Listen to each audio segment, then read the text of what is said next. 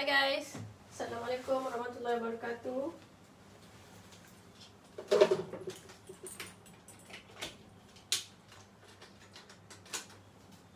So hari ni kita live bersama saya Cica Hayati untuk matematik tingkatan 4 SSM.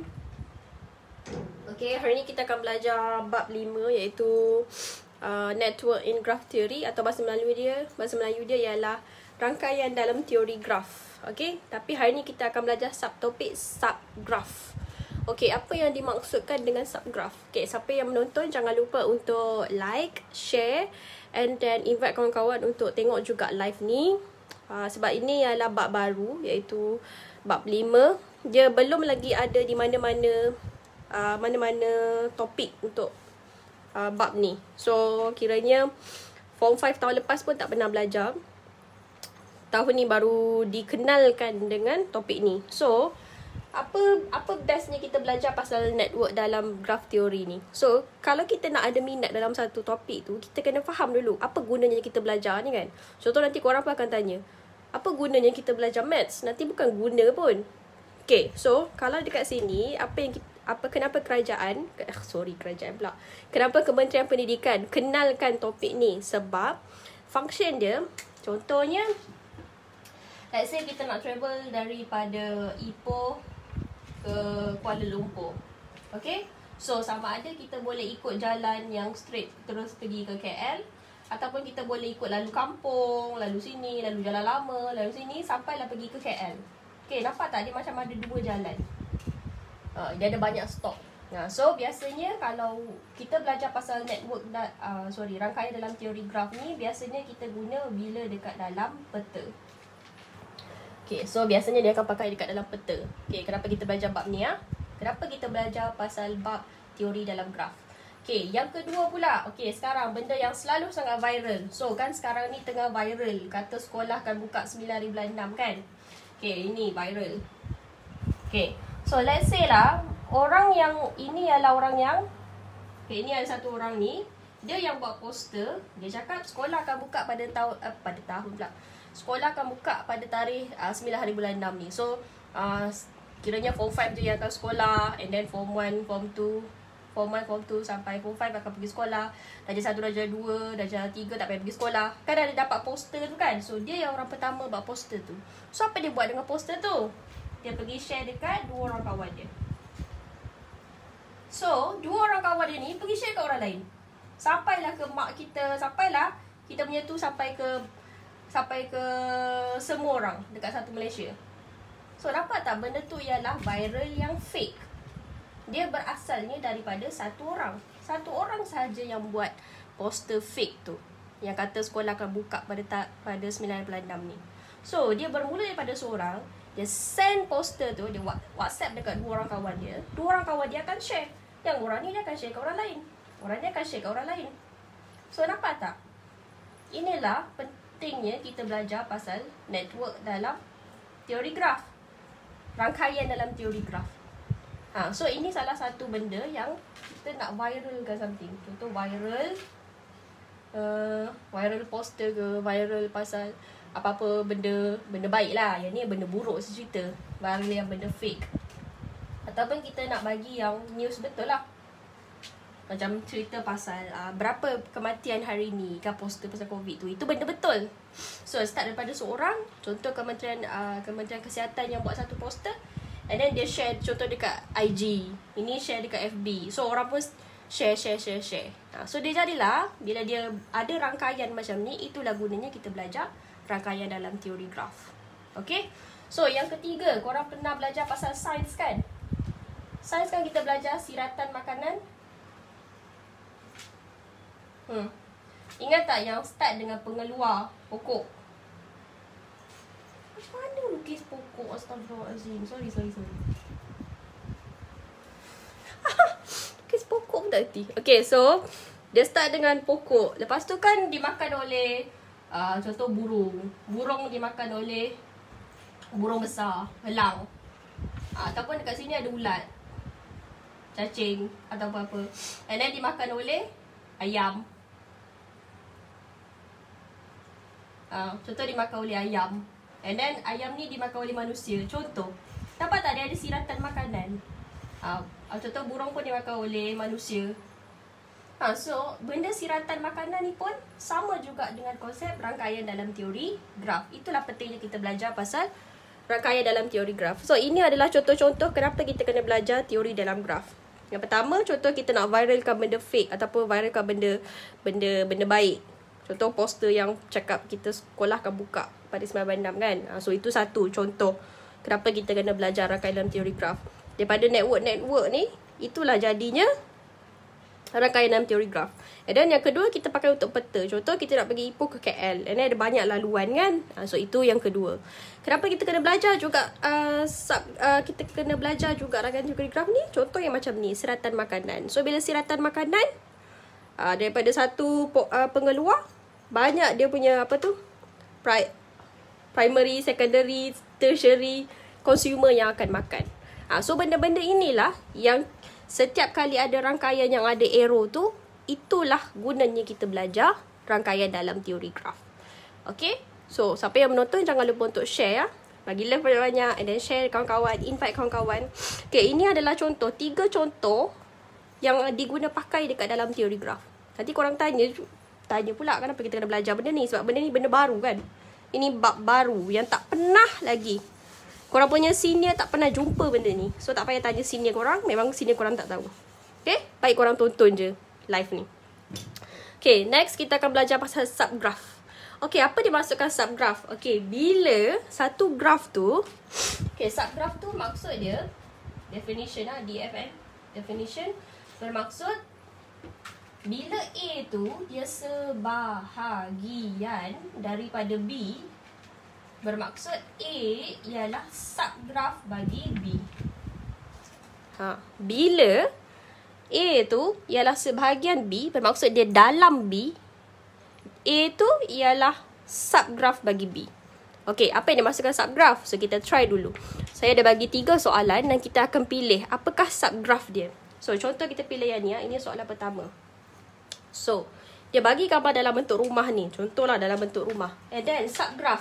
Subgraf tu korang kena ingat dia sebahagian. So, apa yang kita boleh lukis? Ada 2 subgraf yang kita boleh lukis daripada gambar rumah ni. Subgraf yang pertama ialah yang bentuk ini. Segitiga. So, ini V4, ini V5, V3. Okay, korang tanya, V tu apa? V tu ialah vertex. Okay, kalau dah bahasa Inggeris, kalau kita yang student MRSM dia baca in English, so V ialah vertex. Kalau kita bahasa Melayu, kita panggil dia tepi. Okay, so kita boleh keluarkan bumbung dia. Next, kita boleh keluarkan yang rumah tu sendiri, iaitu sini V1, sini V2, sini V3, sini V5. So, 2 benda ni ialah subgraf. Okay, inilah subgraf. Sebab apa? Kan subgraf maksudnya sebahagian, bermaksud bumbung ni sebahagian daripada rumah ni. Segi 4 ni pun sebahagian daripada rumah ni. Itu maksud subgraf. And then, contoh yang ini, graf ni. Macam mana kita nak bina subgraf dia? Okay, so contoh dekat sini kita nak bina 2 subgraf je lah. So, kalau 2 subgraf, ada 3 subgraf yang kita boleh bina. Okay, so subgraf yang pertama, kita boleh bina yang ni. Yang segitiga kecil tu. So, sini C, sini B, sini H. Okay, ini subgraf pertama. Okay, subgraf kedua, apa yang kita boleh lukis? So, sini, sini, sini kita dah pakai kan? So, kita tinggal A, G, F, H, B. Okay, sini H, sini B, sini A, sini G, sini F. Ini subgraf kedua. Dan yang ketiga ialah C, D, E, F. C, H, F. So, sini F, sini E, sini D, sini C, sini H. Okay, kalau boleh jangan label dekat dalam, label dekat luar. Okay, so subgraf bagi gambar ni ialah ni, BCH ni. Yang ni yang pertama. So, kat sini kita ada subgraf. Bermaksud sebahagian.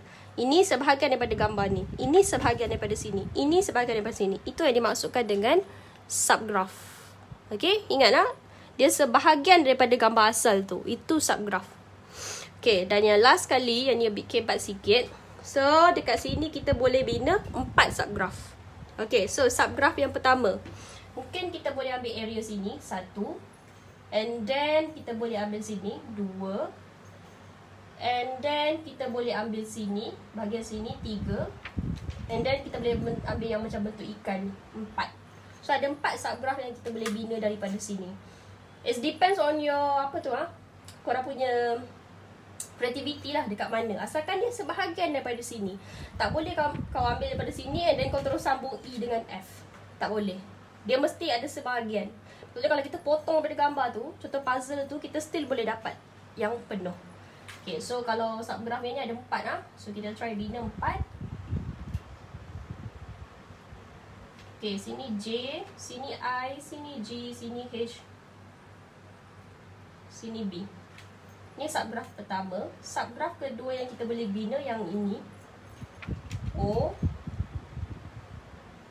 sini A, sini B, sini G, sini C. So ini subgraph kedua. Subgraph ketiga yang kita boleh bina ialah, yang ini tak perlu lagi.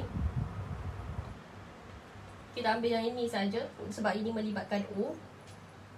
O dia mesti connect dengan AB. So macam mana kita nak connectkan GC? Takkan kita dah buat macam ni je GC kan? So kita connect dengan yang atas je, A dengan B. So sini A, sini B. Dan yang last kali subgraph terakhir yang kita boleh buat ialah yang macam bentuk ikan ni, E, F, D, C. 2 kali tulis C. Okay?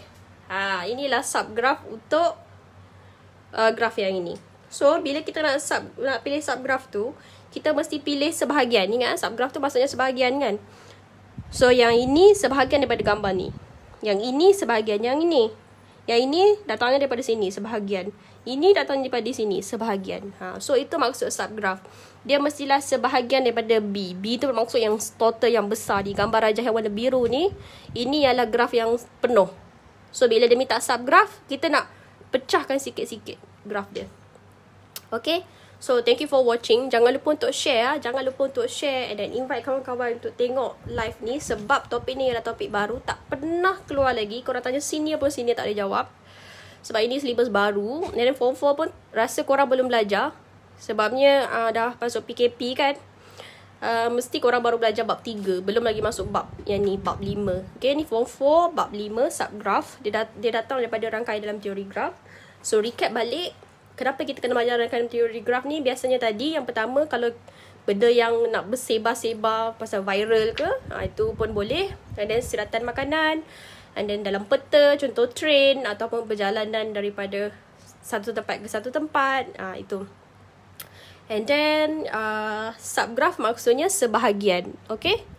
So bila dia bagi graf yang penuh, kita nak ambil sebahagian daripada dia. Bermaksud A sebahagian B kan. So yang ini sebahagian daripada yang ini. Yang ini sebahagian daripada yang ni. So kita keluar, kalau bukanlah whole chunk, kita keluarkan sedikit-sedikit untuk dapatkan yang full. Macam ni. 2 subgraph. Kalau yang ni kita boleh bina 3 subgraph. 1, 2, 3. Kalau dekat sini kita boleh bina 4 subgraph. 1, 2, 3, 4. Okay. So kalau korang rasa ada struggle nak study, especially maths, especially ini syllabus baru, tak ada siapa pun yang tahu pasal syllabus ni, dekat sekolah pun belum ajar lagi bab ni, and then korang rasa struggle waktu belajar sendiri, tambah lagi tahun depan korang dah SPM, so korang bolehlah try contact our number 0128155042 untuk hubungi TANS, ataupun korang boleh bagi tahu dekat parents, cakap korang nak dibantu, korang struggle dalam pelajaran, belajar pun tak faham, belajar berjam-jam apa pun tak faham, atau buat homework, bila cikgu bagi homework tapi korang stuck, tak boleh jawab, tengok buku teks pun tak boleh jawab. Kalau korang menghadapi masalah tu, boleh bagi tahu parents and suruh parents contact je nombor ni, ataupun boleh PM ataupun DM. Nanti tim kita orang akan bantu. Boleh contact nombor ni 0128155042. Harap video ni bermanfaat. And then tolong share. Okay? Ataupun invite. Ataupun tag kawan-kawan. Sebab kita tak tahu ada. Kalau korang rasa korang tak struggle, mungkin orang lain yang rasa struggle belajar kan. So dengan PKP lagi, berapa bulan tak sekolah. And then nanti tahun depan mungkin korang akan start. Sebab korang akan belajar banyak bab dalam satu masa. So Itu sahaja untuk hari ni. InsyaAllah kita jumpa lagi next time. Bye. Assalamualaikum warahmatullahi wabarakatuh.